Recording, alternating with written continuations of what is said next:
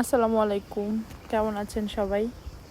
আচ্ছা, আমাদের এই ফুল বাগানে একটা সাইডের একটা বাগানে দেখলাম এই টাইপের কিছু ফল ধরে আছে। এগুলো কি ফল নাকি জাস্ট বনের সৌন্দর্যের জন্য বুঝতে পারতেছি না।